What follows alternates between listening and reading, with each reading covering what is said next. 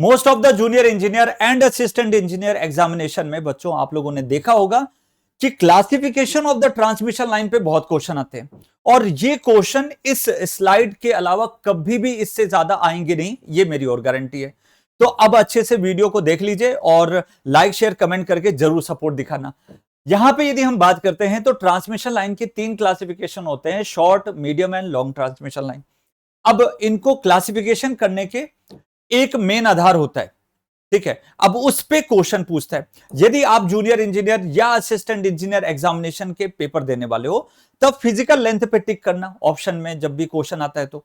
पर यदि आप गेट एग्जामिनेशन के लिए, इंजीनियरिंग सर्विस एग्जामिनेशन के लिए इस पेपर को यदि दे रहे हो बच्चों, तो आप यहां पे वेवलेंथ को टिक करना, which is finally related with the frequency. तो दो अलग टाइप के एग्जामिनेशन है, ये चीज अपने दिमाग में क्लियर रखिए।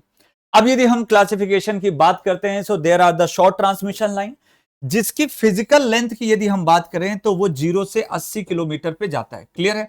मीडियम ट्रांसमिशन लाइन में 80 किलोमीटर से 200 किलोमीटर के बीच में।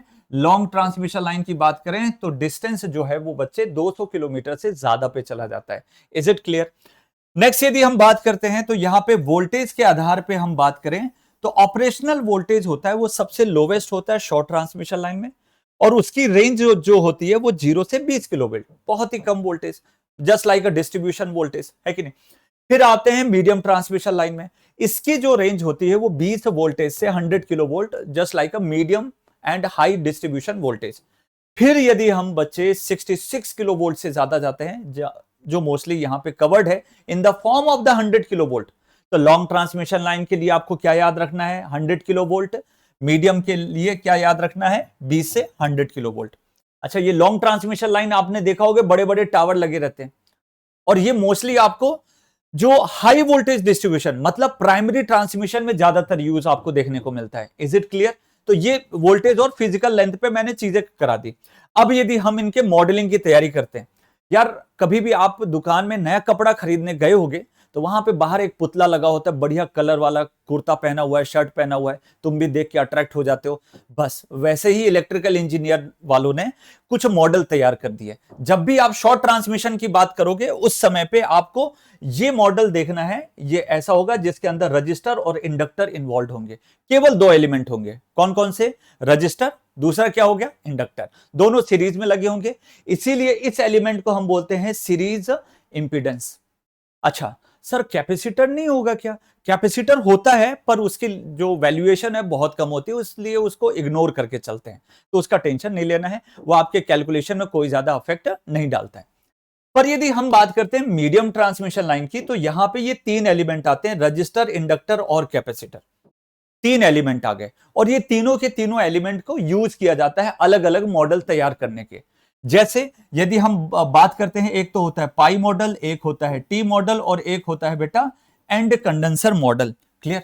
यदि मैं पाई मॉडल की बात करूंगा तो पाई मॉडल के अंदर इस तरीके से ये जेड होता है, दोनों साइड एडमिटेंस को हाफ करके लिखा जाता है, और यहां पे यदि आप देखेंगे यहां पे भी हाफ, तो ये पाई जैसा स्ट्रक्चर बन गया, इसलिए इसको पाई मॉडल बोलते हैं। यहां पे टी जैसा बन गया, इसलिए टी बोलते हैं। एक और होता है एंड कंडेंसर, जिसमें Z को यहां पे रखा जाता है और कैपेसिटर को यहां पे रखा जाता है रिसीविंग साइड में। तो ये 3 मॉडल होते हैं, पाई, एंड कंडेंसर और टी मॉडल, और एलिमेंट केवल 3 होंगे। कौन कौन से element, register, inductor, capacitor. But जब मैं बच्चों लॉन्ग ट्रांसमिशन की बात करता हूं, which is nothing but a primary transmission, तो प्राइमरी ट्रांसमिशन के केस में आपके 4 एलिमेंट इन्वॉल्व हो जाते हैं। पहला एलिमेंट रजिस्टर, सेकंड इंडक्टर, तीसरा कैपेसिटर और चौथा कंडक्टेंस। कैसे लिखा होता है देखिए यहां पे, इसका सिंपल सा सर्किट मैं यहां पे आपको एक बार दिखा देता हूं। ये होता है Z, बहुत इंपॉर्टेंट काम आने वाला है, कैरेक्टरिस्टिक इंपीडेंस में काम आएगा। और ये होता है मेरे बच्चे Y, ठीक है, इस तरीके से होगा, दिख गया। तो Z जो होता है वो होता है R plus J omega L, ठीक है, मतलब रजिस्टर और इंडक्टर का सीरीज कॉम्बिनेशन। और ये होता है मेरे बच्चे Y, Y मतलब एडमिटेंस, मतलब कंडक्टेंस और, ठीक है, कैपेसिटेंस का पैरेलल कॉम्बिनेशन। एडमिटेंस में पैरेलल वाली चीजें ऐड होती हैं, वो आपको पता होना चाहिए, नहीं पता है तो ध्यान रख लीजिए। तो ये हो गया इंपिडेंस, ये हो गया एडमिटेंस, और इस तरीके का combination throughout the whole length आपका चलता है, और इसीलिए इसको डिस्ट्रीब्यूटेड बोला जाता है। Throughout the whole length equally divided रहता है।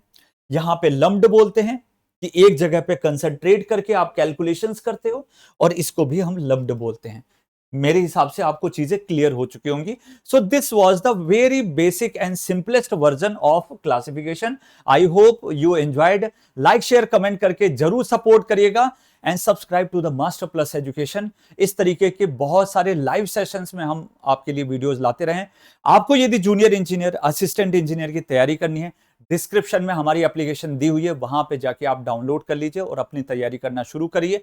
2 साल के अंदर हमने बनाए हैं 500 से ज्यादा जेई और एई। ठीक है, यदि आपका सपना है इन एग्जाम को क्लियर करने के लिए, लाइव सेशन में जाइए, डेमो चेक करिए और इनरोल जरूर करिए। Thank you so much and bye bye.